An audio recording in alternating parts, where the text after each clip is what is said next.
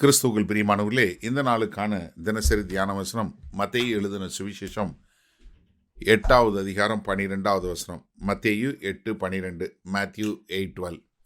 ராஜ்யத்தின் புத்திரரோ புறம்பான இருளிலே தள்ளப்படுவார்கள், அங்கே அழுகையும் பற்கடிப்பும் உண்டாயிருக்கும் என்று உங்களுக்கு சொல்லுகிறேன் என்றார். என்ன, இங்கே ஒரு எதிர்மறையை பாருங்க. அதாவது ஒரு நூற்றுக்கு அதிபதி வரும்போது என்ன சொல்றாரு, கிழக்கிலும் மேற்கிலிருந்து அவங்க ராஜ்யத்துக்குள்ள வந்துருவாங்க. ஆனா ராஜ்யத்தின் புத்திரர் என்று சொல்லக்கூடிய நீங்களோ என்ன பண்ணப்படுவீங்க? இருளில் தள்ளப்படுவீங்க. என்ன காரணம்? அதாவது ஒரு யூதனாக இருந்தாலும் சரி, யூதன் அல்லாதவனாக இருந்தாலும் கர்த்தருடைய ராஜ்யத்தில் வருவதற்கு அவனுக்கு தேவை விசுவாசம் என்பதுதான். அதைத்தான் இங்கே ரொம்ப தெளிவாக கர்த்தர் காட்டுகிறார். மத்தேயு 21வது அதிகாரத்தில் 43வது வசனத்தில் பாருங்க. ஆகையால் தேவனுடைய ராஜ்யம் உங்களிடத்திலிருந்து நீக்கப்பட்டு அதற்கேற்ற கனிகளை தருகிற ஜனங்களுக்கு கொடுக்கப்படும்.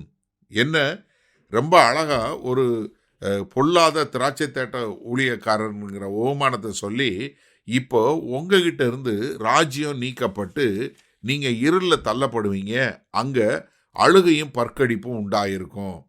இதை திரும்ப திரும்ப சொல்லக்கூடிய காரியம் கர்த்தர் சொல்லும்போது மத்தேயு 22வது அதிகாரம் 13வது வசனத்தில் அங்கே கல்யாண வஸ்திர ஓமானம் சொல்லும்போது 13வது வசனம், அப்பொழுது ராஜா பணிவிடைக்காரரை நோக்கி, இவனை கையும் காலும் கட்டி கொண்டு போய் அழுகையும் பற்கடிப்பும் உண்டாயிருக்கிற புறம்பான இருளிலே போடுங்கள். என்ன, இவனை புறம்பான இருளிலே போடுங்கள் என்று சொல்லக்கூடிய காரியம். அடுத்து மத்தேயு 24வது அதிகாரம் 51வது வசனம், அவரை கடினமாய் தண்டித்து மாயக்காரரோடே அவனுக்கு பங்கை நியமிப்பான், அங்கே அழுகையும் பற்கடிப்பும் உண்டாயிருக்கும். அதே மாதிரி 25வது அதிகாரத்தில் 30வது வசனம் பாருங்க. பிரயோஜனமற்ற ஊழியக்காரனாகிய இவனை புறம்பான இருளிலே தள்ளி போடுங்கள், அங்கே அழுகையும் பற்கடிப்பும் உண்டாயிருக்கும். அப்போ என்ன, நீங்கள் இஸ்ரவேலன் என்று சொல்றதுனால நீங்கள் என்ன நினைக்கிறீங்க? நாங்கள் உள்ளே போயிடுவோம் அப்படின்னு நினைக்கிறீங்க. அப்படி இல்லை. மாறாக நீங்கள் என்ன ஒரு வாழ்க்கை இருக்கணும்? ஒரு விசுவாசம் உள்ள ஒரு வாழ்க்கை இருக்க வேண்டும். 2 பேதுரு 2வது அதிகாரம் 17வது வசனத்தில், இவர்கள் தண்ணீர் இல்லாத கிணறுகளும் சுழற்காற்றினால் அடியுண்டு ஓடுகிற மேகங்களுமாய் இருக்கிறார்கள். என்ன, இவங்க மழை வரப்போகிற மேகம் போல இருக்கிறாங்க, ஆனால் மழை தர்றதில்லை. யூதா எழுதும்போது யூதா தன் நிருபத்தில் யூதா 13வது வசனம் பாருங்க. தாங்கள் அவமானங்களை நுரை தள்ளுகிற அமளியான கடலைகளும் மார்க்கம் தப்பி அலைகிற நட்சத்திரங்களுமாய் இருக்கிறார்கள், இவர்களுக்காக என்றென்றைக்கும் காரிருளே வைக்கப்பட்டிருக்கிறது. அப்போ என்ன, ஒரு விசுவாசம் உள்ள ஒரு வாழ்க்கை, அதுதான் உங்களை கர்த்தருடைய ராஜ்யத்தில் கொண்டு போகும். விசுவாசம் இல்லாத வாழ்க்கை என்ன பண்ணோம்? அவங்க கிட்ட இருந்து ராஜ்யம் கொடுக்கப்படாது, மாறாக அவங்களுக்கு பாதாளம் போய் அங்கே அழுகையும் பற்கடிப்பும் என்பது என்ன, பாதாளத்தில் கொண்டு போய் சேர்க்கும். சரி, இதனால இந்த வசனத்தை நம்ம எப்படி எடுத்துக்கொள்வது? நீங்கள் இஸ்ரவேலனோ இஸ்ரவேலன் அல்லாதவனோ, நீங்கள் யாராக இருந்தாலும் சரி, நீங்கள் எந்த மார்க்கத்தை பின்பற்றுகிறவர்களாக இருந்தாலும் சரி, எந்த மதத்தை பின்பற்றுகிறவர்களாக இருந்தாலும் சரி, நன்றாக தயவு செய்து கவனிங்க. எப்படி நீங்கள் பரலோகம் போக முடியும்னா, கர்த்தராகிய இயேசு கிறிஸ்து என்னுடைய சொந்த இரட்சகர் என்று அவர் மேல் விசுவாசம் வைத்து வாழுகிறவங்க தான் பரலோகம் போக முடியும். மீதி பேர் எல்லாருமே பாதாளம் தான் போவாங்க.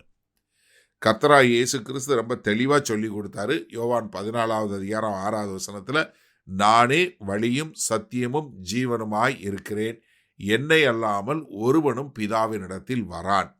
அப்போ என்ன, இங்கே மறுபடியும் அதைத்தான் இங்கே வேறொரு காரணத்தில் சொல்கிறாரு. நீங்கள் யூதர்களாக இருக்கிறதுனால நீங்கள் பரலோகத்துக்குள்ளே வந்துடலான்னு நினைக்காதீங்க. உங்களால் வர முடியாது. என்ன காரணம்? உங்ககிட்ட விசுவாசம் இல்லை. அதனால உங்ககிட்ட இருந்து ராஜ்யம் எடுக்கப்படும். ஆனால் கிழக்கிலும் மேற்கிலும் இருந்து புறஜாதியார் அவங்க தீட்டு அப்படின்னு சொல்லி நீங்கள் தள்ளி வச்சுருக்கீங்கள, ஆனால் அவர்களுடைய விசுவாசம் என்ன கொண்டு போய் சேர்க்கும்? அவர்களை ஆபிரகாம் மடியோடு மாத்திரமில்ல, ஆபிரகாம் ஈசாக்கு யாக்கோபோடு உட்கார்ந்து அவங்க அங்கே உணவருந்தக்கூடிய மக்களாக, சந்தோஷமாக இருக்கக்கூடிய மக்களாக மாற்றிவிடும் என்று சொல்லக்கூடிய ஒரு காரியத்தை தான் இங்கே கர்த்தராகிய இயேசு கிறிஸ்து சொல்லி கொடுக்குறார். அப்போ இந்த நாளில் நம்ம நல்லா தெரிஞ்சு கொள்ள வேண்டியது, நம்ம இந்த கர்த்தராகிய இயேசு கிறிஸ்து மேலே ஒரு முழு பூரண நம்பிக்கை உள்ளவர்களாய் அவர் மேலே விசுவாசம் வைத்து வாழுகிற வாழ்க்கை தான் உங்களை எங்கே பரலோகத்துக்கு கொண்டு போய் சேர்க்கும். அப்படி இல்லைன்னா உங்களை பாதாளத்துக்கு கொண்டு போய் சேர்க்கும். இப்போ உங்கள் விசுவாசம் உங்களை நீங்கள் எங்கே போகிறீங்கிற தீர்மானிக்கும்.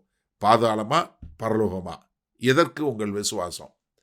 மகா கிருபையும் இரக்கம் நிறைந்த எங்கள் அன்பின் தகப்பனே, இதோ உம்மேல் வைக்கும் விசுவாசம், உம்மை நம்பி நாங்கள் வரும்போது எங்களுக்கு பரலோக வாழ்க்கை.